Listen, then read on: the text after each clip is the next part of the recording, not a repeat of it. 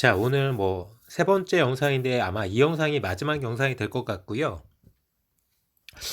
자, 경남스틸, 뭐 삼부토건, 동신건설, 두산피올셀, 대우건설, 삼성전자, 하이닉스까지 요렇게 한번 마지막으로 말씀드릴 거고, 뭐 우리 시장 수급이나 뭐, 뭐 글로벌적으로 에너지 인플레이션 요런 부분, 그리고 이 종목에서 보신 것처럼 뭐 삼부토건, 동신건설 요런 쪽에 이제 정치 테마, 대선 이야기까지 이렇게 얘기를 할 건데요. 자, 뭐 이거 굳이 수급 보지 않아도 예측할 수 있죠. 삼성전자와 하이닉스, 음, 뭐 살짝 약 보합 수준인데, 뭐 시가가 77,600원, 고가가 77,700원에서 저가가 77,100원이었고 77,300원으로 마무리.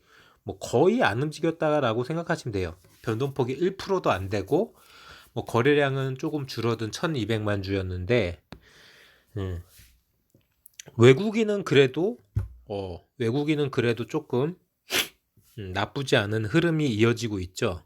근데 이놈의 같은 편이라고 생각하는 우리의 기관들, 자, 열심히 뭐 전문가들 동원해서 이 자산가들이나 개미 투자자들, 어? 이 코 묻은 돈이나 여러 가지 이 자금들, 퇴직금 뭐 여러 가지 이런 거 수급 빨아다가 자기들 배만 불려주고 있는 이 개관들 때문에 삼성전자가 밀렸고요. 뭐 하이닉스도 수급 보면은, 자, 오늘 같은 경우에 뭐 위아래로 2% 정도 움직인 부분인데, 마찬가지로 뭐 오늘 시장 초반이 좋았기 때문에 장초에는 시가나 고가가 괜찮았지만 저가를 형성하면서 10만 4천 원으로 마무리. 역시나 외국인도 포함해서 기관 외국인이 팔아치우는, 자, 현금을 확보한 이런 수급이었기 때문에 어쩔 수 없이 뭐 증시가 오늘 그래프상 확인되는 것처럼 코스피가 뭐 0.5%? 0.5%도 넘게, 또는 코스닥 같은 경우에 거의 뭐 0.7%, 8% 요렇게 상승 랠리를 가다가 보시는 것처럼 10시를 좀 지나서 떨어지기 시작하면서 결과적으로 뭐 코스피는 약보합, 코스닥은 강보합으로 마무리된 실망스러운 그런 뭐 줬다 뺏은 이런 부분이었기 때문에, 뭐 다음 주에는 다시 수급이 돌아올 거라고 생각하고 기관이나 외국인들도 충분하게 뭐 10월장 준비하면서 10월부터 이제 실적 랠리가 펼쳐질 거기 때문에, 자, 뭐 시장에서 이런저런 뭐 14조, 15조 뭐 여러 가지 뭐 삼성전자 영업이익, 예상이익, 뭐 매출 긍정적이죠. 부정적인 부분은 아니에요. 그러니까 탄탄하게 받쳐주고 있는 시장, 뭐 수출 증가율도 뭐 20일까지 뭐 20% 넘다라고 하고, 뭐 조업일 수가 조금 줄어들었기 때문에 추석 연휴 관련해서 이런 부분까지 감안하면 30%, 조업일 수 감안하면 30% 수출. 자, 9월에도 이렇게 뭐 올해 수출이 그냥 뭐 끝판 왕이죠. 자, 저는 이렇게 생각합니다. 지금 뭐 이제는 하다 이제 에너지 쪽, 가스, 결과적으로 생각했던 만큼 신재생 에너지는 안 올라오고, 생각했던 만큼. 근데 뭐 리오프닝 뭐 이런 쪽으로 해가지고 다시 산업 전반적으로, 뭐 경제계 여러 가지 사회 전반적으로 다시 공장도 돌리고 문도 열고 뭐 여행도 다니기 시작하고 이러려고 하는데, 어 영국도 그렇고 유럽 쪽에는 아무래도 이 풍력 쪽이라든지 이런 부분으로 많이 조금 옮겨가는 분위기였는데, 그게 이제 코로나하고 맞물려 가지고 조금은 문제가 생겼고, 그런 부분에 있어 가지고 에너지 체인이나 여러 가지 유지 보수가 조금 셧다운, 사회 전반적으로 셧다운이 들어가면서 이 에너지 수급이 좀 꼬여버린 이런 상태에서, 뭐 풍력이라든지 태양열이라든지 이런 쪽으로는 문제가 생긴 상태에서 기존에 뭐 석탄, 뭐 석유, 뭐 가스 요 부분으로 집중되다 보니까 지금 전반적으로 뭐 거의 뭐 석탄 가격도 그렇고 뭐 천연가스 이런 가스 쪽도 뭐 충격적인 어 겨울 이제 수요는 점점 늘어나는데 이 여름 동안에 물량을 오히려 쌓아놨어야 되는데 오히려 지금부터도 지금 물량이 없어가지고 뭐 20% 30% 오른 가격에서 다시 또 거기에서 또 뭐 50% 이렇게 오른다는 이런 에너지 쪽으로 인플레 아닌 인플레가 계속 거듭되고 있다라고 이야기하는데요. 음. 저는 뭐 굳이 지금 에너지만 인플레냐라고 질문을 던져드리고 싶어요. 지금 뭐 반도체도 쇼티지 났다고 그러고 뭐 여러 가지로 뭐 부품 뭐 한때는 또 철강 쇼티지였잖아요. 철강 관련해서 공급 부족 뭐 중국에서 물량이 안 나온다. 다 마찬가지예요. 지금 코로나로 일단 어느 정도 멈췄던 사회 전반 시스템이 전 세계적으로 글로벌적으로 이게 다시 한번 돌아가려고 움직이려다 보니까 그동안 문제가 발생됐던 부분에 대해서 원활하게 정상화가 안 되고 왜 여기저기서 뭐 수급, 수요, 공급이 불일치되는 모습이 있다 보니까 음, 이 톱니바퀴가 맞물려 돌아가는 그런 느낌이 아니라 계속해서 뭐 에너지가 됐든 철강이 됐던 여러 가지 분야, 뭐 반도체도 마찬가지고요. 이렇게 계속해서 리스크가 생겨나는 거죠. 근데 이게 뭐 궁극적으로 구조적으로 이게 인플레이션으로 가느냐? 그건 아닙니다. 제가 생각했을 땐 그건 절대 아니고 이거는 저는 거품이라고 생각해요. 일시적인 거품. 궁극적으로 뭐 부동산도 마찬가지죠. 부동산도 우리나라도 마찬가지지만 전 세계적으로도 지금 뭐 집이 없고 부동산이 없어가지고 문제가 되는 건 아니에요. 뭐 일시적으로 수요는 폭발하는데 그걸 따라가지 못하는 뭐 투기 수요가 됐든 뭐 실제적으로 소비 수요가 됐든 음, 그런 부분에 대해서 혹시라도 야구 좋아하시는 분들은 짠물 피칭이란 용어 아시나요? 자, 이런 투수들이 실점 주지 않고 뭐 한 점이나 두 점 안에서 한 경기가 마무리되는 이렇게 딱 빡빡하게 관리되던 부분이었는데 그게 한순간 깨져가지고 코로나로 사회 전반적인 시스템이 한번 뒤바뀌는 듯한 이런 과정 속에서 나오는 거라고 생각하시면 되세요. 그렇기 때문에 이거는 뭐 어쩔 수 없이 이런 리스크를 갖고 갈 수밖에 없는 부분이 뭐 6개월에서 1년 정도는 이어지지 않을까라고 생각하고 이렇다고 해서 뭐 대단한 인플레이션이나 대단한 거품 붕괴가 나올 거냐 저는 그렇게까지는 생각하지 않습니다. 어차피 항상 요런 시기를 딱 맞물려 가지고 이걸 극대화시켜 가지고 자기들이 돈을 벌려는 이런 투기 세력이라든지 이런 돈질을 하는 그런 요런 걸 안 좋게 이용하는 사람들이 있기 마련이기 때문에 부풀리는 거라고 생각하시면 되세요.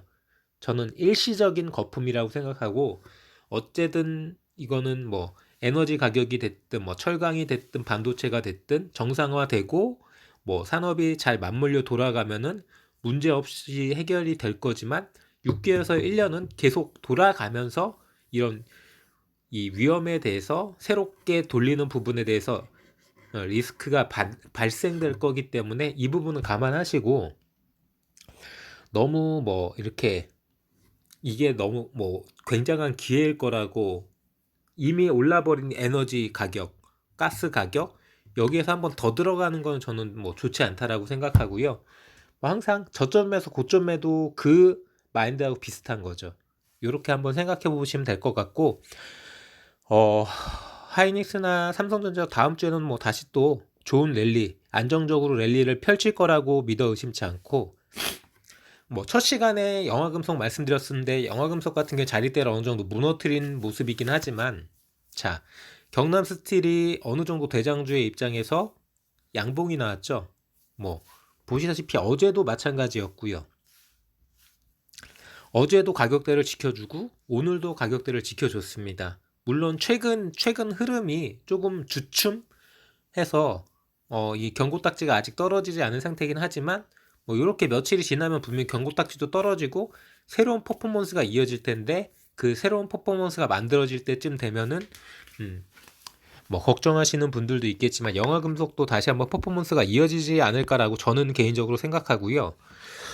자, 동신건설과 삼부토건이 어제하고는 정반대로 움직였어요. 어제 오른 만큼 삼부토건은 떨어졌고 어제 떨어진 만큼 동신건설은 올랐죠. 뭐 다시 한번 자세히 들여다보시면은 자, 그저께 뭐 3,000원 언저리였는데 올랐던 그 가격 그대로 다시 떨어져서 원래 그 자리로 삼부토건은 돌아갔고 동신건설은 반대로 떨어졌던 그 가격 그대로 다시 올라서 뭐 36,000원대로 다시 돌아갔습니다. 그냥 얘네들끼리 치고받고 있어요. 뭐 여론은 어떻냐? 뭐 명확하지는 않습니다. 아직까지 뭐 광주 쪽, 전남북, 이 호남 쪽 이 여론의 추이를 정확하게 뭐 이거다라고 말씀드릴 수 있는 데이터가 없기 때문에 뭐 데이터가 있다 해도 어느 정도는 자기 아전 인수격으로 해석하거나 조금은 치우친 자기들한테 유리한 데이터로 포장하기 위한 그런 가공된 면이 없지 않기 때문에 뚜껑은 열어봐야 될 것 같습니다. 뭐 내일인가? 뭐 내일부터 마감되고 뭐 모바일은 26일 날 마감된다는 이야기도 있는데 어쨌든 다음 주 초가 돼야지 결과가 나올 거라고 생각되고 있고요. 자, 기사를 잠깐 보면서 말씀을 드리자면은 자, 화천대유 누구 겁니까? 오마이뉴스 윤성호 기자 리포트인데요. 여기에 대해서 시민들이나 뭐 국민들이 화천대유가 이재명 지사 거라고 이렇게 묻는 건 아니에요. 근데 이 사람이 대답하는 대답은 내 거라면은 민간과 이 성남시가 민관으로 개발한 게 아니라 내 거면은 그냥 민간이 하게끔 줬지 내가 왜 화천대유한테 줬겠냐 뭐 이렇게 이야기하는 이것도 마찬가지로 동문서답이죠. 결과적으로 제가 여러 번 말씀드렸지만 이재명 측 주장은 이거예요. 부동산 개발은 기본적으로 하이 리스크다.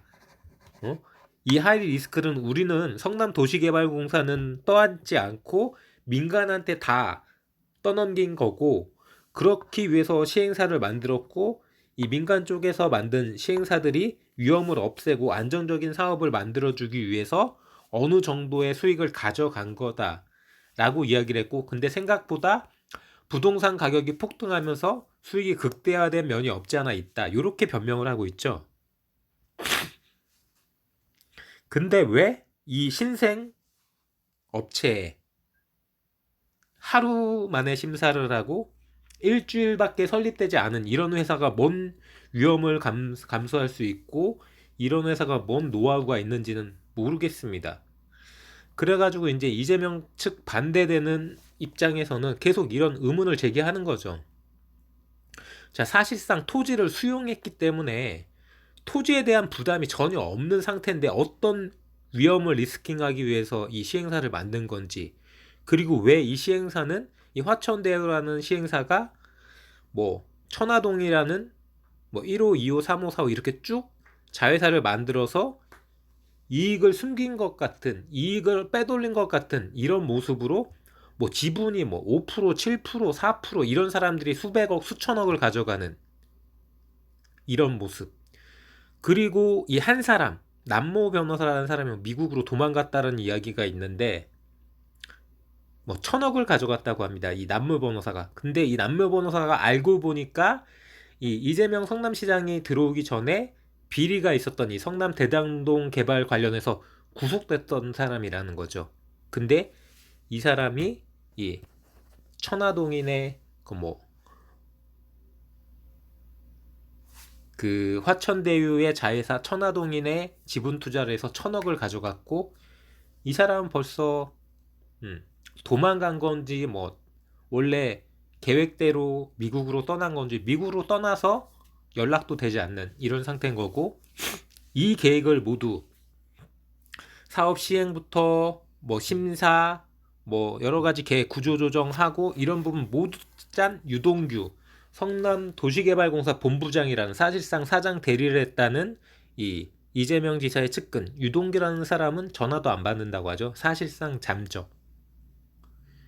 이런데 이런 부분에 대해서 남묘 변호사나 유동규나 이런 부분에 대해서는 1도 해명하지 않고 그냥 뭐 나는 모르겠소 이야기도 안 하고 뭐 오늘은 또 뭐 그 검찰총장 했던 사람 김수남, 이 김수남이란 사람도 여기 고문이었다고 하죠. 뭐 한두 명이 아니에요. 박영수 특검부터 해서 검사장, 검찰총장, 대법관, 전현직 국회의원. 자, 이 회사가 뭔 리스크 테이킹을 하기 위해서 이런 사람들한테 자문료를 주고 돈을 갖다 바쳐가면서 사업을 실행했나요? 그래놓고 뭐 5%, 7% 이런 지분을 갖고 있는 사람이 수백억, 수천억씩 이득을 땡겨가고 뭐 경찰 쪽에서는 4월 달에 FIU에서 금융자료분석원에서 4월 달에 통보했대요. 올 4월. 그러면 벌써 5개월이 넘었는데 이걸 5개월 동안 뭉개고 있다가 최근에 이제 문제가 심각해지니까 뭐 소환 조사를 하네 어쩌네 이러고 자빠졌죠. 자, 이 남모 변호사라는 사람은 이 화천대유에 수백억 대출을 받았고 화천대유 명의로 수백억 대출을 받아서 얘가 가져갔어. 남모 변호사가 수익도 가져가고 대출도 가져가고. 이거 그럼 결과적으로 얘 돈으로 투자를 한 게 아니라 이거 대출 받은 돈으로 투자해가지고 이 대출 받은 돈으로 투자해서 이 돈으로 수백억 천억을 이익을 발생시킨 거 아니냐 이렇게 의심할 수 있고 마찬가지로 수백억은 아니 수십억입니다. 죄송합니다. 정정. 남모 변호사가 수십억 대출 그 화천대유가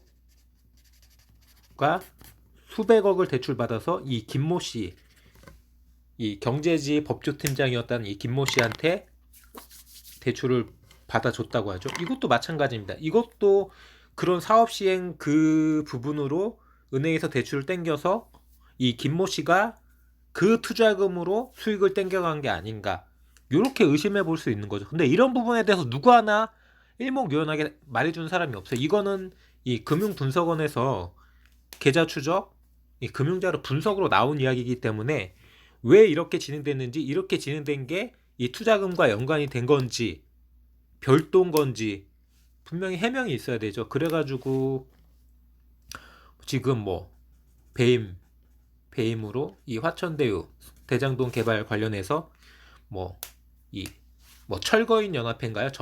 전국 철거인 연합회인가? 여기에서 성남시장 이재명을 공수처에 고발했습니다. 이거는 문제가 심각해요. 제가 생각했을 때는. 자, 어쨌든 그런 기사가 한 꼭지 있고요.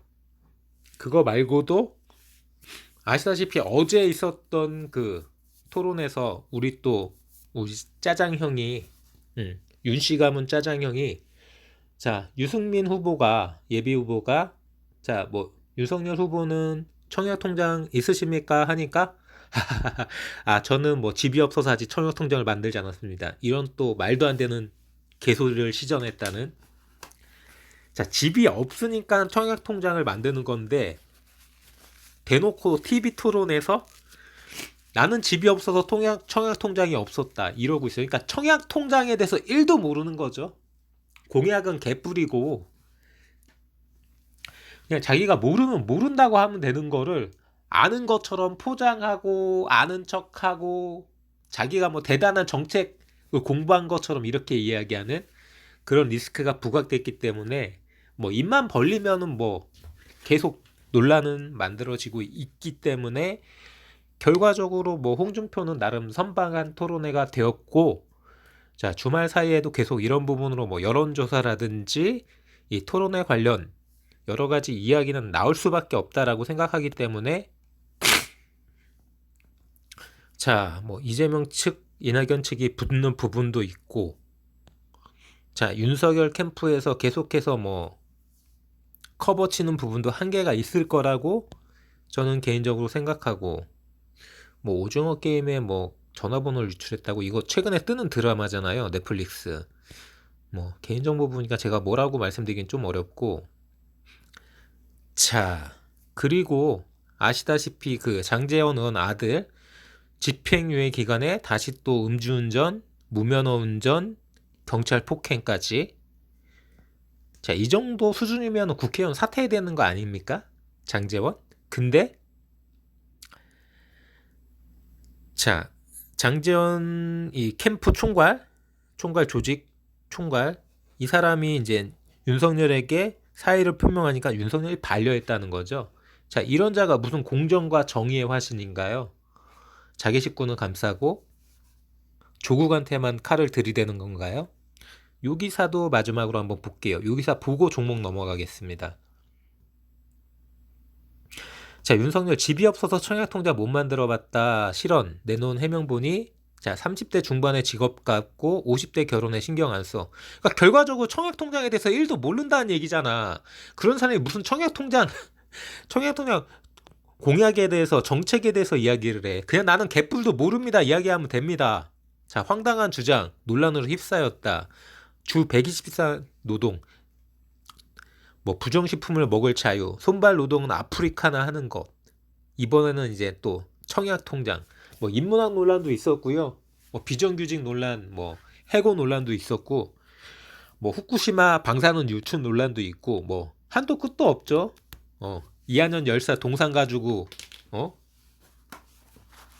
부마 사태냐 이거는 이런 말도 안 되는 개소리를 짓거리는 이런 후보를 계속 지지하는 사람들은 도대체 머릿속에 뭐가 들어있을까요? 참, 묻지 않을 수가 없고요. 저는 지금 솔직하게 말씀드려서 제가 지금 더불어민주당을 계속 지지를 해야 되는지 심각하게 고민하고 있습니다. 지금 민주당에서 특검도 거부하고 뭐 국정조사도 거부했죠. 이 이재명 측에서 그런 건 이해를 해요. 이재명 측에서는 할 말이 없을 테니까. 근데 이걸 민주당에서 쉴드를 쳐줄 필요는 1도 없거든요. 왜? 이재명 민주당 후보가 아니에요. 확정됐습니까? 예비 후보일 뿐이에요. 근데 왜 이걸 쉴드 쳐주고 있냐고 민주당에서. 이미 민주당을 이재명이 다 먹은 것 같은 이런 분위기까지 있어요. 심지어 추미애나 에미추나 김두관 같은 경우에는 야 우리 재명이 형 왜 욕해? 그러면서 오히려 이낙연한테 뭐라 그러고 있죠. 어처구니 없는 이런 상황. 자, 이런 상황이냐면 저 더불어민주당 지지하지 않습니다.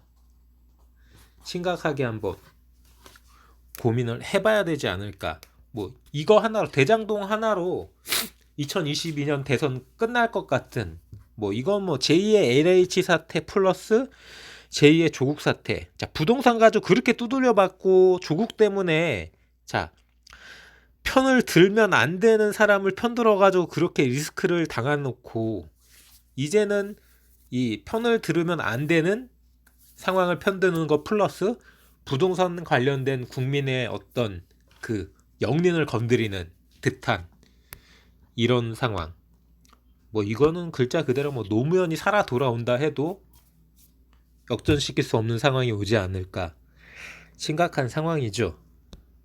자, 어쨌든 동신건설과 삼부토건은 어제하고 반대로 움직였고요. 뭐 계속해서 치고 받겠죠.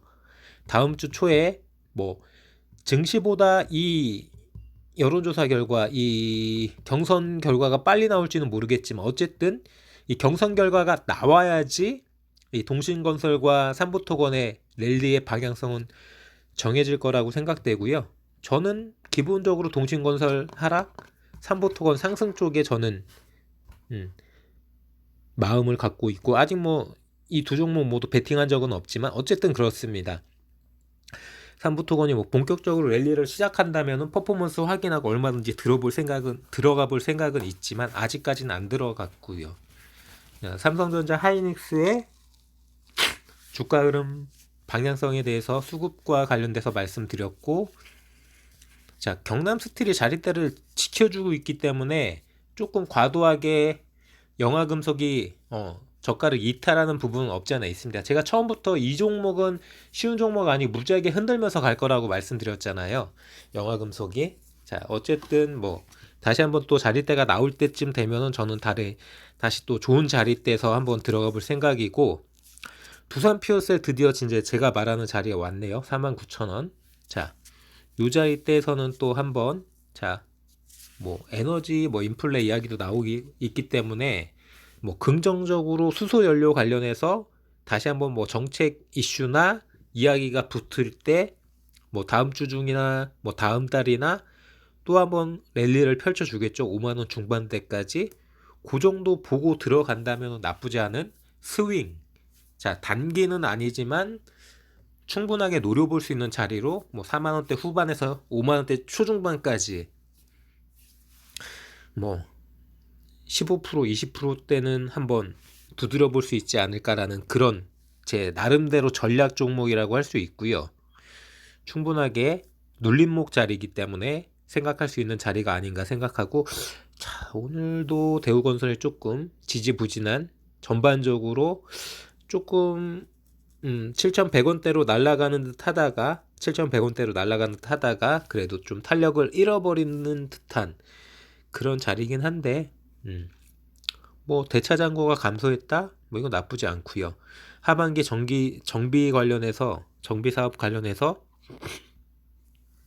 대형 건설사들이 뭐 노량진, 제가 사는 이곳입니다. 그리고 신림 쪽도 마찬가지예요. 신림 쪽도 손볼 때는 많습니다. 그리고 흑석동은 뭐 아시다시피 이전에 청와대 대변인 관련해서도 이야기가 나왔던 재개발 지구고요. 이렇게 사업 추진이 계속 가시화되고 있기 때문에, 자, 업계에 따르면 2파전이라고 하죠. 지금 노량진은. 저는 모릅니다. 저는 어차피 이게 제 집이 아니기 때문에 저는 그냥 여기 머무르다가 뭐 철거될 때까지 머무르다가 떠나면 그뿐이긴 하지만, 뭐 대우건설과 쌍용건설 요 두 곳만 응찰했다고 하고, 뭐 GS건설이나 대림건설, DL건설은 참여하지 않았기 때문에 결과적으로 서밋 더 트레이시아, 아무래도 쌍용건설 스윗닷홈 보다는 대우건설 쪽에 좀 유리하지 않을까요? 저는 그렇게 생각합니다. 이렇게 이야기는, 뉴스는 계속 나오고 있는데 주가가 힘을 못 받고는 있지만 뭐 시장이 안 좋은 면도 없지 않아 있었고요. 결과적으로 조금 시간을 두고 지나가 보신다면은 뭐 올해 실적이나 계속해서 뭐 수주 실적, 긍정적인 퍼포먼스는 이어질 거라고 생각하고, 합병 이슈 관련해서도, 인수합병 관련해서도 결론이 나올 거기 때문에 조금 긴 안목으로 5개월 보자고 했죠. 1개월 지났고 5개월 남았기 때문에 잘 지켜보시기 바랍니다. 이렇게까지 뭐 다 말씀드렸고요. 대덕전자 살짝 말씀을 못 드렸는데 별로 드릴 말씀이 솔직하게 없어요. 솔직하게 뉴스가 터진 것도 없고, 뭐 인터플렉스나 뭐 살짝 움직였다고 하지만 대덕전자가 안 움직였기 때문에 뭐 오늘 분위기 뭐 2.6% 정도 떴다가 그냥 살짝 가라앉는 17,300원 강보합 수준으로 마무리됐고, 뭐 거래량도 주목할 만한 거래량이 아니고, 뭐 5일선은 타고 있지만 21선이 위로 가 있는 상태에서 자리대를 잘 잡아서 다시 한번 퍼포먼스가 나올 때까지 기다려야 되는 상황이라고 마음 먹으시고, 보유하고 계신 분들은 뭐 들어가시려고 계획 잡고 계신 분들 조금만 긴 안목으로 보자라고 대덕전자까지 말씀드리면서 오늘은 이렇게 마무리 하겠습니다. 저는 금융과 시사 관련해서 일반인들이 알기 어려운 전문 내용을 조금 더 쉽게 전달해 드리는 청새롬이었고요. 자, 유튜브 검색창에 청새롬 검색 진행시켜.